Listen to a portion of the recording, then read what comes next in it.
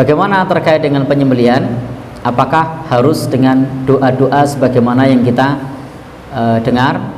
Sebenarnya ketika menyembelih dibaca bismillah itu sudah sah. Bismillahnya yang wajib. Bismillah. Allahu Akbarnya wajib apa tidak? Sunnah. Kalau bismillah itu sudah sah. Bismillahi Allahu Akbar, maka itu sudah cukup. Tetapi kalau kemudian disebut nama-namanya itu juga tidak masalah, karena itu diantara ittiba Nabi Shallallahu Alaihi Wasallam dan para sahabat ketika berkorban itu ketika menyembelih disebut, misalnya ada kalanya disebut hadza minka walaka, ini darimu dan untukmu. Tidak disebut namanya, hanya disebut ini darimu dan untukmu. Tetapi ada kalanya hadza minka walaka an, dari siapa namanya? Fulan bin Fulan. Maka semua adalah bentuk ittiba, bentuk meneladani dari sunnah di dalam berkorban. Maka silahkan kalau mau bismillah tok boleh, bismillahirrahmanirrahim Akbar tidak masalah, disebut namanya itu juga bagian dari sunnah. Hanya saja di tempat kita menyebut nama itu adalah kemantapan. Biasanya sahibul kurban itu mantap kalau namanya disebut. Nah, jadi biasanya sahibul kurban mantap ya kalau namanya disebut. Itu adat kebiasaan di tempat kita, biasanya sapi 7 orang disebut namanya semuanya.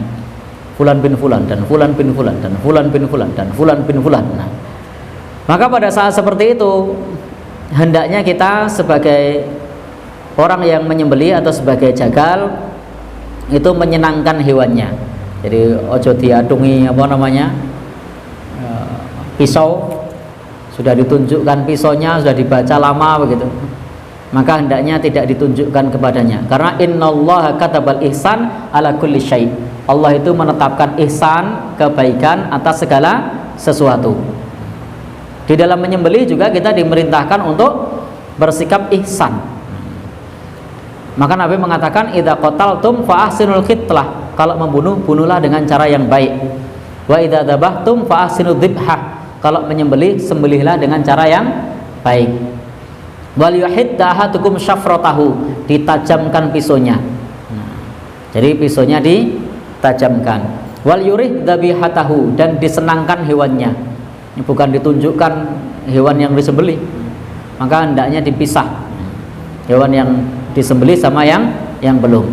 Jadi bukan dicampur, karena kasihan melihat temannya disembelih, melihat temannya dikuliti.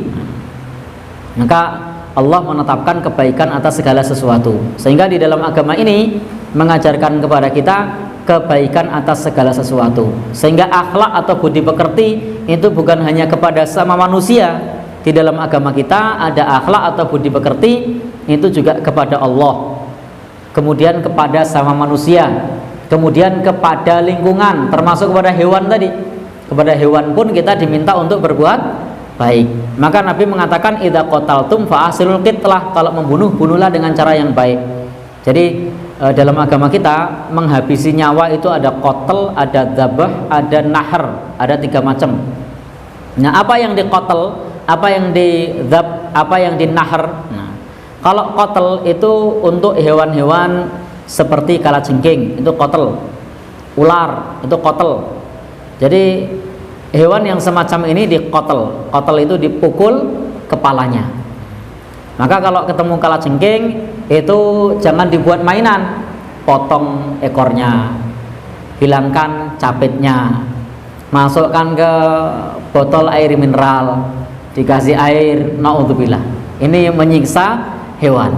Nabi mengatakan fa'ahsinul qitlah, maka qatellah, bunuhlah dengan cara yang baik. Maka qatel itu dengan cara dipukul kepalanya.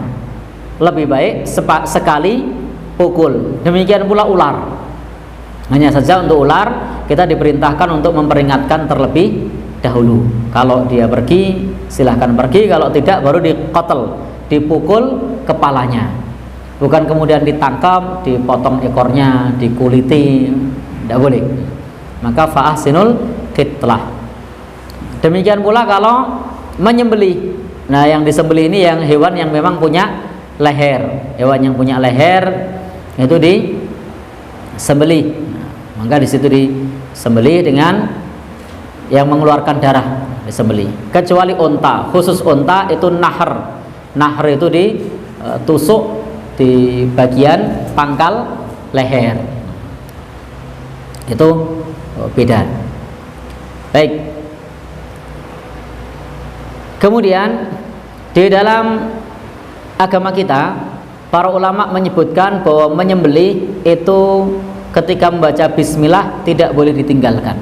Itu adalah syarat sah penyembelihan. Ini syarat sah penyembelihan itu membaca bismillah. Tasmiyah itu syaratun lisihatid dzab. Itu adalah syarat sahnya penyembelihan. Meskipun harus kita akui di dalam mazhab Syafi'i, menyembelih itu membaca bismillah hukumnya bukan wajib, bukan syarat, tapi hukumnya sunnah. Tetapi jumhur ulama, mayoritas ulama, bahwasanya menyembelih hewan membaca bismillah itu hukumnya wajib, bahkan termasuk syarat sah penyembelihan. Maka jangan kaget nanti kalau ada yang berpendapat, oh baca bismillahnya di awal saja, atau tidak baca bismillah tidak apa-apa, yang penting makannya baca bismillah. Karena memang di dalam hal ini para ulama ada perbedaan. Kalau jumhur ulama, mayoritas ulama itu membaca bismillah hukumnya adalah wajib dan merupakan syarat. Tetapi tadi seperti kita sampaikan di dalam mazhab Syafi'i hukumnya adalah sunnah. Tetapi di negeri kita yang secara fikih dalam hal taharah dan ibadah itu mengacu mazhab Syafi'i, tapi dalam penyembelian itu mengambil jumhur ulama. Terbukti di dalam sertifikasi halal itu salah satunya yang menjadi catatan adalah baca bismillah atau tidak.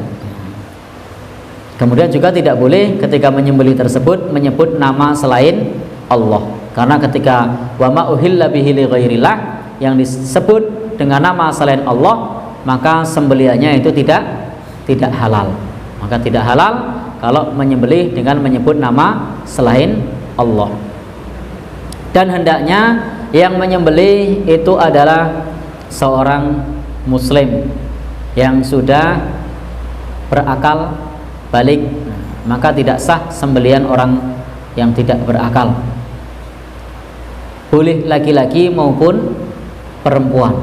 Jadi tidak mengapa perempuan menyembelih hewan, itu hukumnya sah. Dulu pernah ada seorang budak perempuan yang menggembala kambing. Jadi budak perempuan ketika dia menggembala, maka pada saat itu menyaksikan ada kambingnya yang sakit, hampir-hampir mati. Jadi ada kambingnya yang sakit, hampir-hampir mati. Maka apa yang dilakukan? Maka kemudian yang dilakukan adalah dia menyembelih kambing itu. Ketika kambing itu sudah disembelih, maka orang-orang tidak berani mengkonsumsinya, orang-orang tidak berani makan, karena yang menyembelih di sini adalah seorang perempuan. Maka kemudian mereka berkata, kita tunggu Rasulullah Shallallahu Alaihi Wasallam. Jadi jangan dikonsumsi, jangan dimakan, kita tunggu dulu Rasulullah Shallallahu Alaihi Wasallam. Dan Rasulullah Shallallahu Alaihi Wasallam pada saat itu, ini hadis riwayat Ka'ab bin Malik ya. Pada saat itu Rasulullah Shallallahu Alaihi Wasallam mengizinkan untuk mengkonsumsinya. Dan ini menunjukkan bahwasanya sahnya seorang perempuan menyembelih hewan. Walaupun kita tidak pernah tumon ya kalau jagal kurban perempuan. Yang pernah lihat?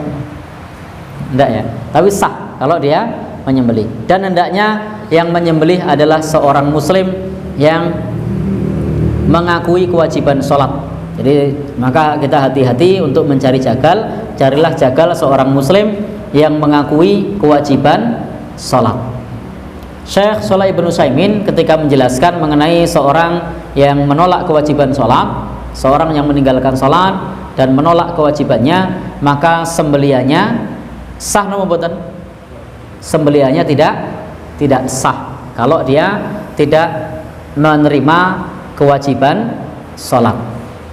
Maka tidak asal mencari jagal ora sholat, tidak mengakui kewajiban sholat, atau kadang-kadang malah merendahkan sholat misalnya dengan ucapan-ucapannya dibuat candaan, atau bahkan sholat warek orang sholat yo rawarek misalnya, sholat warek ora sholat yo warek misalnya. Maka hal yang semacam ini menunjukkan penolakannya terhadap kewajiban sholat. Hati-hati, karena sangat berpengaruh kepada hukum mengenai masalah sembelihannya. Karena tadi sebagaimana yang disebutkan oleh Syekh Shalih bin Utsaimin, bahwasanya kalau orang yang menolak kewajiban sholat, maka status sembelihannya tidak sah. Karena yang menyembelih di sini hendaknya seorang muslim, dan seorang muslim itu diantaranya adalah mengakui kewajiban sholat, dia menjalankan ibadah sholat. Kalau tidak mengakui kewajiban sholat dan tidak menjalankan sholat, maka dihukumi sembelihannya itu tidak halal.